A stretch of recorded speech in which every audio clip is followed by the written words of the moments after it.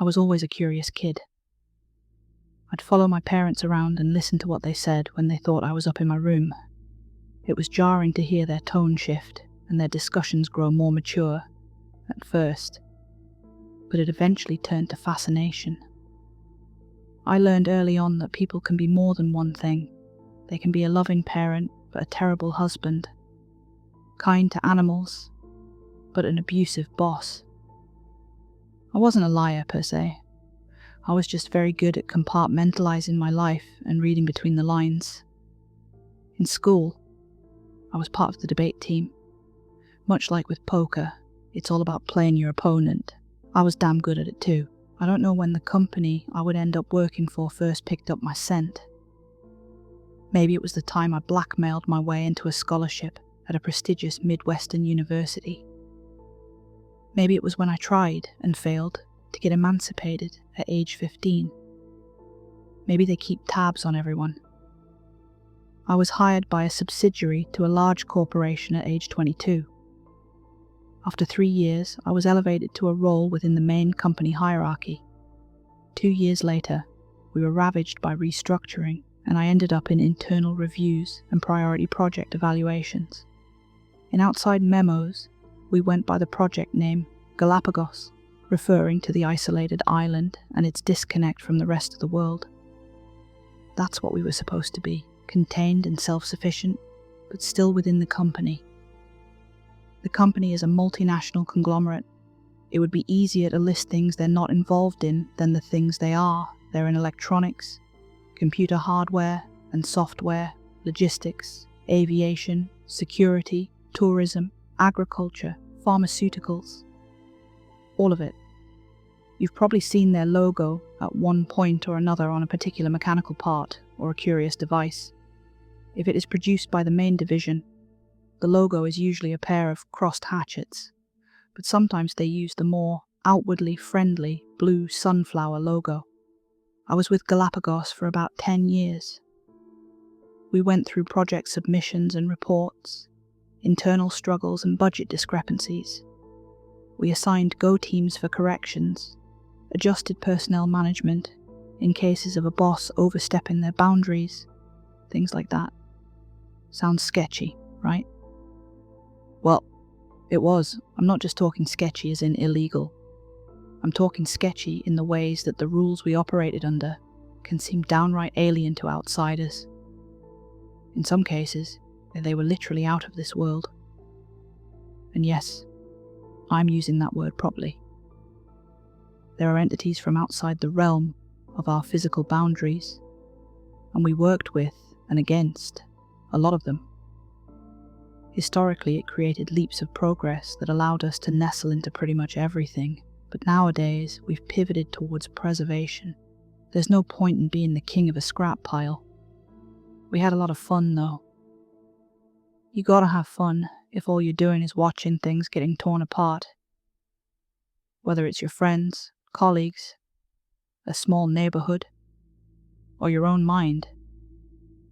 For example, once we got the paperhead computer system rolling, we started getting external summaries of suspicious activities from social media platforms. Most of it was of genuine concern, but every now and then we'd get something absolutely absurd. Like, you know those little blue and white sea slugs? They look like little aliens. The system loved flagging them so much that we put up a slug counter in the office.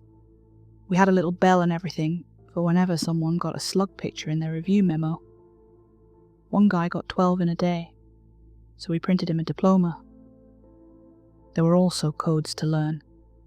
Codes for containment breaches, stalled convoys, unknown incursions. I think we had 36 codes to memorize. We had the privilege of coming up with our own code names, so we settled for rock and metal bands. An anomalous flight was a code kiss, after their song, Heaven's on Fire. A dangerous substance leak or poisoning was a code Alice, after Alice Cooper. You know, poison? Makes sense, right? But the scariest code of all was the Aerosmith. The Aerosmith song, I Don't Want to Miss a Thing, was synonymous with the movie Armageddon. so getting a code Aerosmith meant an immediate and present danger on a planetary scale, and not too long ago, that code went down the pipeline. I was sitting at my desk when it happened. We'd been getting notifications all day that something was going on, but we had no idea what. There's no way to prepare for something like this. It just popped up in our feed, right along with budgetary reviews, complaints, social media reviews, and bi-weekly wrap-up meetings. It was unreal. Like, just an hour earlier, we'd been adding to our snail counter. Now we were facing doom. We were getting errors, warnings, alerts, all of it. People kept throwing around wild accusations and speculations, hoping for someone to take the reins and call the shots. There were protocols for Aerosmith, but none of it seemed applicable. We couldn't get past the second step. First step is to confirm the accuracy of the alert. Second step is to confirm the source. We had nothing. While the others in my team started to dig, I took a closer look at what the higher-ups and the main division were doing. I saw a lot of movement in the financial sector, liquidation after liquidation. They uprooted our entire pharmaceutical branch. That's like a fourth of the company right there. We were selling off patent rights, entire branch companies and subsidiaries, all of it. They were loading up with cash and moving it straight into emergency project development. I watched those numbers bounce up and down, slowly realizing this wasn't a joke. This was dead serious. You must consider that this is a behemoth of a company. Moving the dial anywhere from 1 to 5% can shut down entire towns. This aggressive liquidation was nothing short of apocalyptic. Code Aerosmith.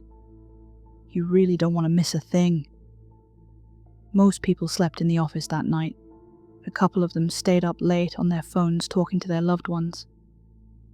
We didn't have a timetable to work with, so the literal end of days could be anywhere from hours to a year. I thought about calling my parents, but we'd been estranged for about a decade. Still, it's in those dark hours when you need to hear a voice that reminds you of a lullaby. That's when you need to remember you're a human. I remember the breaking point. It was about 3 a.m. Things were moving at breakneck speeds. They were assigning teams to bring in subjects from a turn-of-the-millennium project, and it was all very touch and go. We were getting breach warnings on repeat, but it was a drop in the water at that point. But what worried me was the action plan. What were the higher-ups aiming for? I noticed a lot of money going into infrastructure.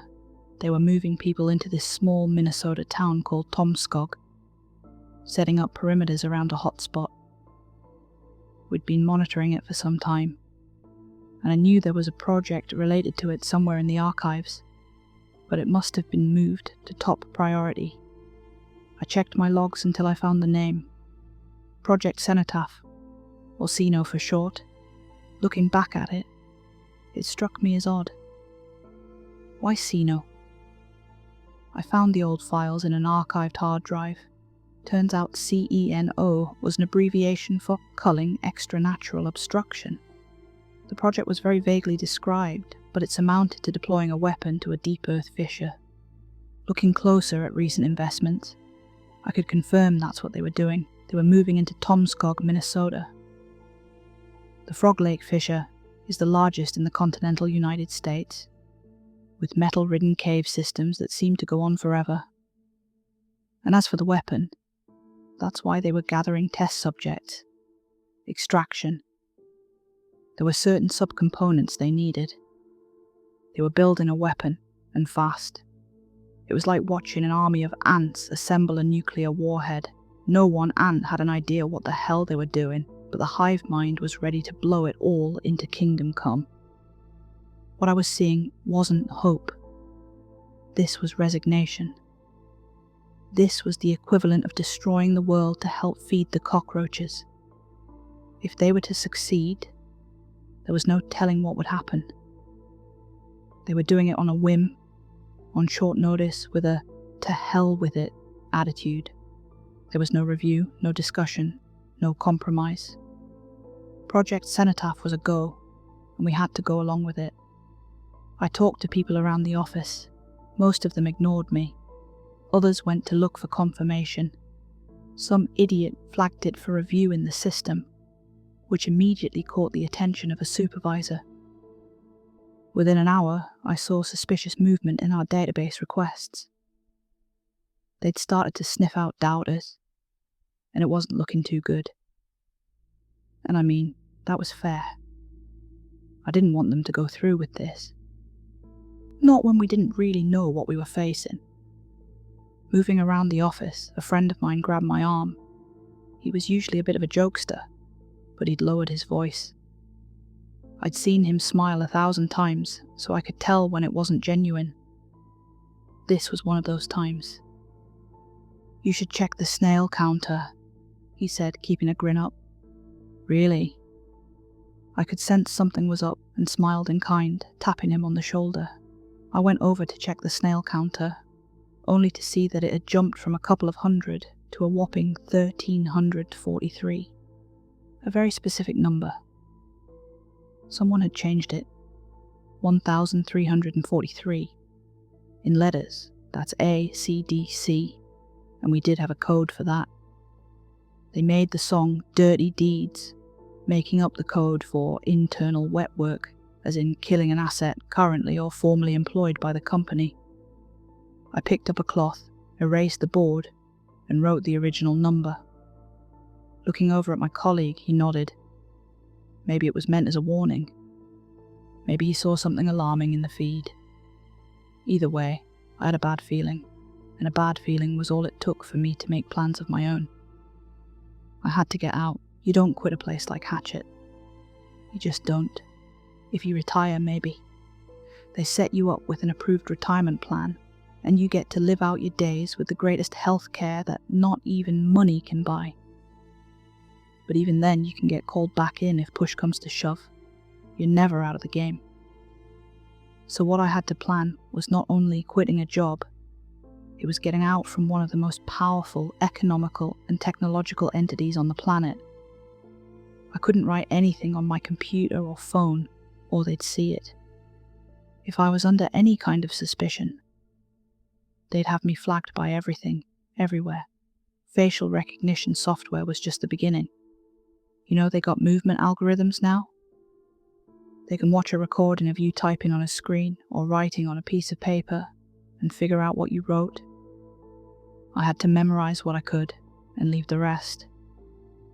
I had to make backups, contingencies, all of it. My life had a timer, and it was running out quick. I noticed a couple of new faces in the crowd. People from other departments coming to check on us. People we've known for years. It's not strange to see them around the office, but the timing was too perfect. I figured they were doing recon. They were very careful about not looking my way. They wouldn't be that careful on an average day. I just went on my merry way, heading for the quartermaster. I stopped by as casually as I could. He rolled up the protective glass. He was already reserved. "No checkouts," he said before I even opened my mouth. "Nothing goes out." "That's fine, I got some returns." "We still take returns?" "Sure." I handed him my service weapon and a magazine. He looked it over and tapped it a little. "Looks jammed. Gonna have to get it to maintenance." "You do that? Am I good to go?" "Yeah, have a good one." Of course it was jammed. I'd jammed it earlier. He didn't notice the small plastic hook I'd slipped under the plastic cover. The moment he turned his back on me, I clicked it open. The repair bin was in the far back of the room, one floor down. It'd give me some time. I reached in and grabbed his tag from his computer. You can't see it from outside the booth, but if you know where it is and where to reach, you can get to it. It's just a plastic card, and removing it locks you out of the system, but it allows you to open a couple of doors. That's all I needed.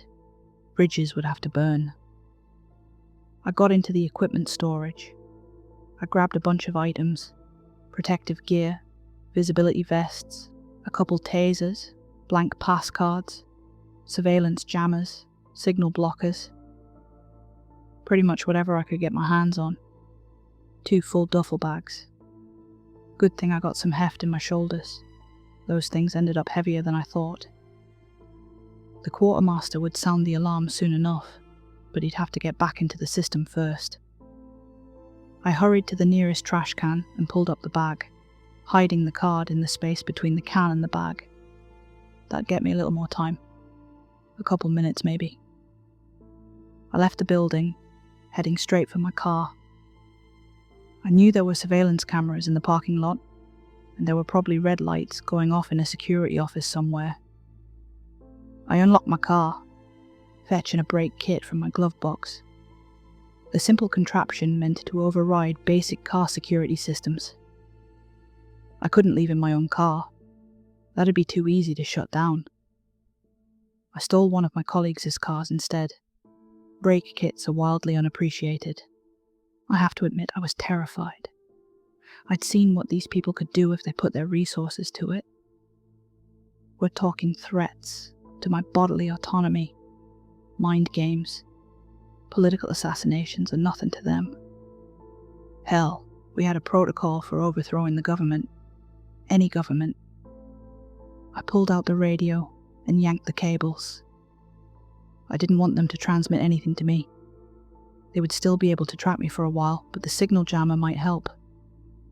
It was all just temporary solutions, and I was still planning in my head. My hands were so sweaty that they kept slipping off the steering wheel as I made a left turn onto the highway. I was still throwing out electronics through the driver's side window as I pushed the gas just past 75 miles per hour.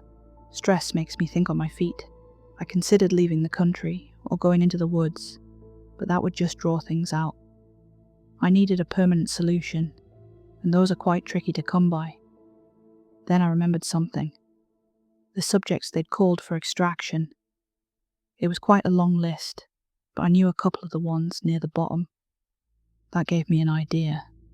A crazy idea, but it just might work. See, there's this woman on the list. She was part of an experiment called the Class of 2000. Long story. Her name was Jane Bogan, but she went under a lot of names. Dr. Bogan was one. Devil Jane was probably my favourite. She was a somewhat normal person at first glance, but she had this peculiar ability to put images in people's heads. We never quite figured out how she did it, but I think it was a matter of mental displacement.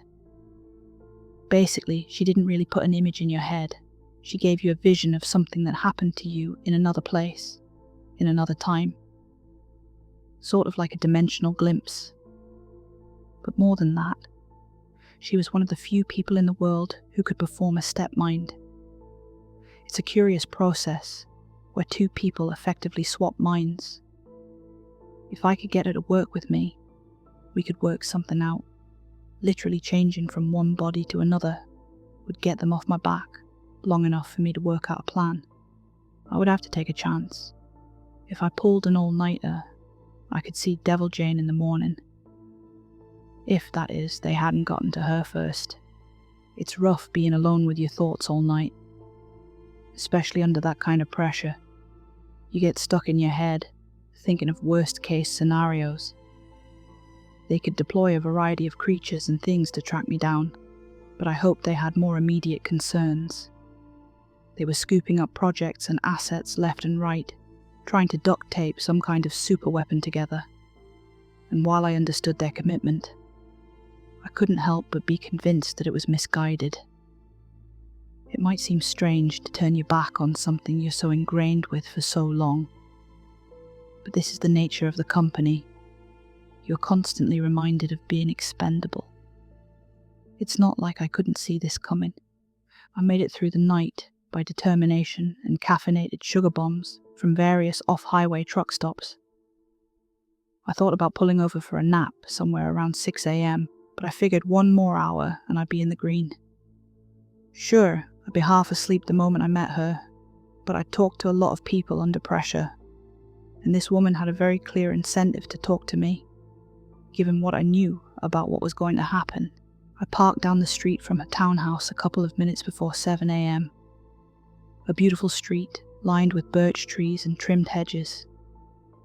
Even had a classic red fire hydrant. Very picturesque. Lawns watered with sprinklers just smelled different. I saw Bogan as she headed for her car, coffee in hand. I whistled at her, giving her a wave. She turned, slowly. She was in her mid-40s, but if it hadn't been for her sunken eyes, it was sort of hard to tell. She really didn't look that out of the ordinary. Well, maybe the hair. She liked to have a lot of volume. She always gave me a bit of an Elvira vibe. "Can I help you?" she asked. "Dr. Bogan," I called out. "We have some important matters to discuss. I'm late for an appointment. You have to reschedule with Lloyd." "That's not an option." She put down her coffee cup on the hood of her car and curled her fingers. It was a tell. She was preparing to do something. I stopped at a safe distance, making sure to show my empty palms. "There's a squad being deployed to bring you in as we speak," I said. "I think I can help you." That softened her a bit. She looked me up and down, picked up her coffee cup, and nodded. "You can talk while you drive." She had me drive the car while she finished her coffee. I lowered the volume on her radio, but she didn't seem too happy about that. It was a nice car. Electric, very quiet. I did my best to explain the situation. An emergency going down at Hatchet. She was very aware of them. They'd been in contact before. I told her she was going to be brought in for extraction, which was a procedure that very well may kill her. And if it didn't, she would probably just be sent through it again until it did. There would be little to no way to get away from them at this point, but I could probably give her a warning and a fighting chance. We drove across town, finally making it to a parking space outside her office. She'd finished her coffee but cradled the paper cup like a teddy bear. For all her unusual qualities, she was still very much human, and humans get scared. "What do you suggest?" she asked. "And what do you want in return?" "We can probably cook up a tool to help you," I said. "And I need to, step-mind." That caught her attention. "That's temporary," she said, "and relies on a sound trigger." "We can work out the kinks," I said. "You think you know anyone who might want to trade?" It was a tough ask. Someone willing to completely trade bodies at a moment's notice? I couldn't think of a person like that. "I suppose we have some work to do," she said. "It's going to be a long day." She invited me into her office and told her assistant to cancel all her plans. The man was about her age, and equally tired. It had been rumoured that Devil Jane had a side effect of causing nightmares to people in her general vicinity after prolonged exposure, but we hadn't confirmed it yet. But looking at her assistant, Lloyd, I could tell something wasn't quite right. I had a couple of ideas that might be able to help her. See, our teams used a tool called an inhibitor to stop extranatural communication. This thing was bulky though. Imagine something the size of a car tire. You don't just carry that around. It takes a dedicated team to operate it. However, the inhibitor itself relies on update feeds. With the right tool, those feeds could be flooded. If they were, the inhibitor would glitch, giving Jane and the other captives a couple of seconds to cause as much mayhem as possible. In my experience, a glitch in the system can do all the difference. It would probably come off as a power outage. I borrowed a keyboard from her desktop computer, plugged it into one of my stolen gadgets, and wrote a simple flooding script. It was the code equivalent of "all work and no play makes Jack a dull boy." The paperhead system could adapt and fix itself eventually, but it would probably need a quick reboot. During that time, the inhibitor would spin and spin, but have nowhere to go. I compiled it and transferred it to a small chip. I had a couple of vitamin capsules that I could put it in, making it easy enough to swallow on short notice. After that, it just needed a trigger phrase to activate. I'd settled for "born in the USA." It felt fitting, somehow. When Jane came back, I explained the plan and handed her the capsule. She was a bit skeptical, but one tool was better than no tool. And to my surprise, she seemed to have a willing participant. Someone willing to step mind and change places. Lloyd here wouldn't mind trading down, 10 years?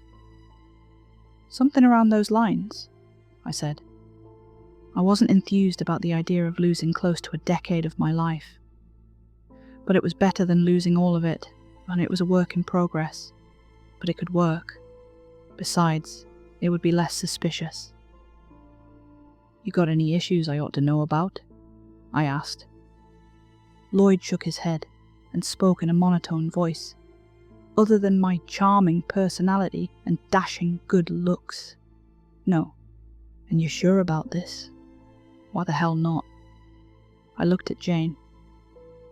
She shrugged it off. I thought this part would be the most difficult, but it turns out it was probably the simplest. The step-minding process could easily be a series of books on its own.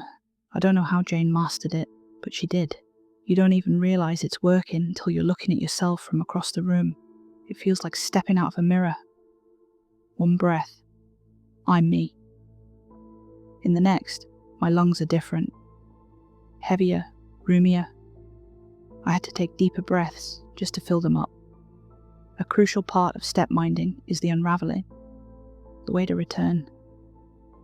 Usually it was something simple, like 3 snaps of a finger. Sort of like when you cancel hypnosis. Luckily, Jane had a couple of tricks up her sleeve. She tied the process to the midnight strike of a specific clock, which didn't have any batteries, so if I ever needed to reverse the process, I could just buy some batteries. All in all, it took a couple of hours. Jane had her breakout tool, I had camouflage. Hell, even Lloyd came out a winner. No offense to the man, but he's the one who got the upgrade. I wasn't exactly forthcoming about him being hunted though, but I'm looking out for number 1. There's more to this than just my well-being. We parted ways. It would just be a matter of time before they closed in on her, and by then I had to be far away.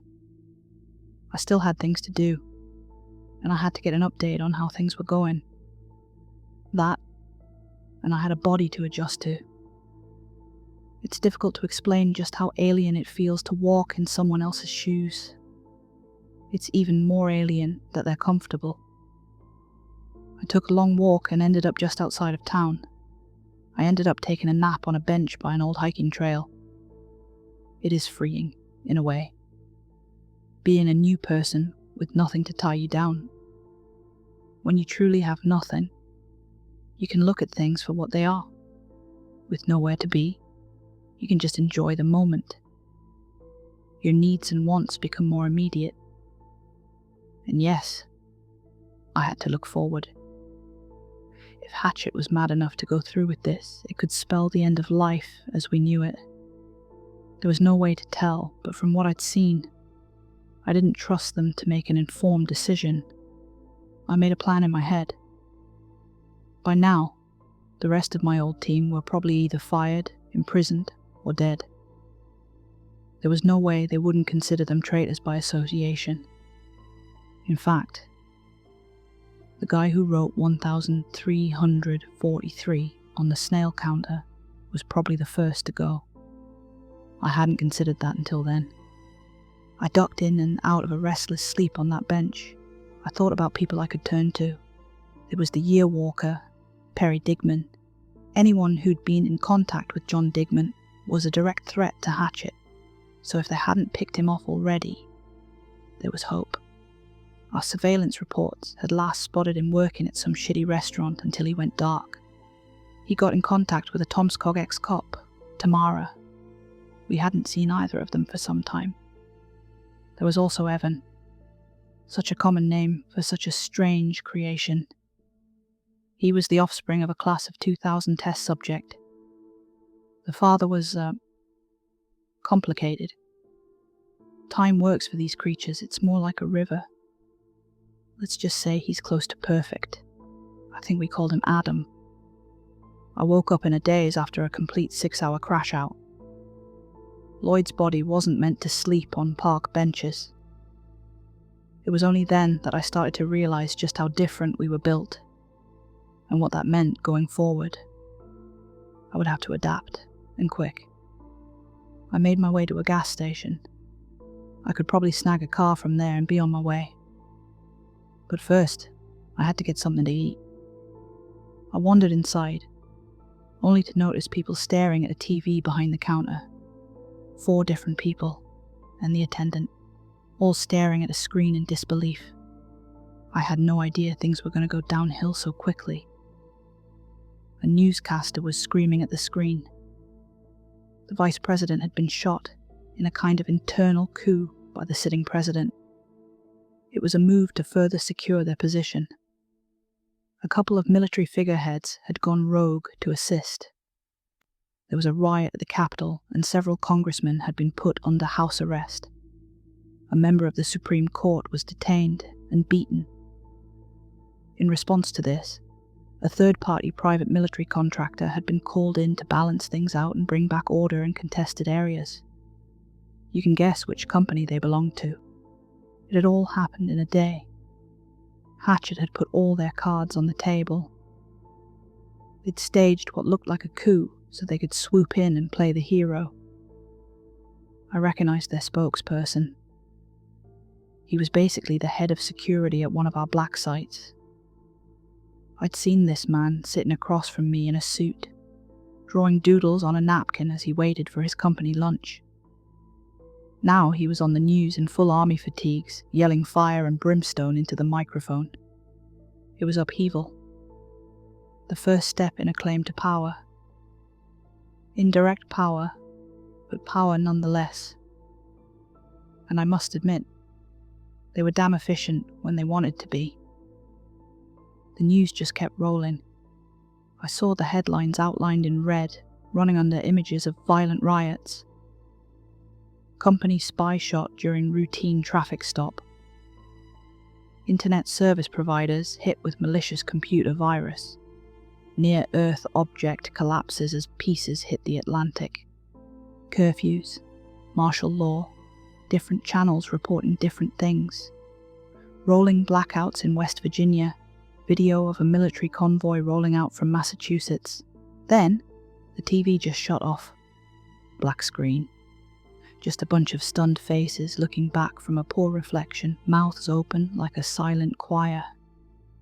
"Holy shit," said a man in a trucker hat. "Holy shit. What's going on?" "End of the world," said the man behind the counter. "But don't get any funny looting ideas." "What's the point of the end of the world if you can't do any looting?" Another chimed in. "That's it. We're closed," said the man behind the counter. "Get out." "I haven't paid." "I don't care." We were thrown out as they turned the sign to closed and shut off the lights. There were sirens in the distance. I was ready to bet my bottom dollar that my original body was dead at this point. Jane Bogan was probably taken into custody. Hatchet was not going to take this one sitting down. But for now, we were just a bunch of middle-aged men standing outside a preemptively closed gas station, listening to the world falling apart somewhere out there. It was surreal. "Y'all really think it's the end of the world?" someone asked. "Nah," the trucker cap man said with a shrug. "We'll be aight. I'll hold you to it." I was offered to hitch a ride to the next town over, which I graciously accepted. Trucker cap man seemed alright, jovial fellow. The moment I sat down, He turned off the radio and started up his playlist. I almost choked on my spit when that first song started playing. Aerosmith, with Don't Wanna Miss a Thing. What are the fucking odds? There were a lot of things I didn't know as we drove off. I had no idea Jane Bogan had been taken in, along with the rest of the class of 2000. I didn't know she'd whispered her trigger phrase. I didn't know how badly it had mutilated an entire extraction facility. But most of all, I had no idea what was to come. How something had broken through the sky. How something was stirring in the deep. How someone was crowning themselves an unknown king, waiting for the world to know their will. But I knew where I was going, and I knew what I would do when I got there. I was going to help Perry Digman. With a little help, I could make a real difference, even if this would turn out to be the very last year walk.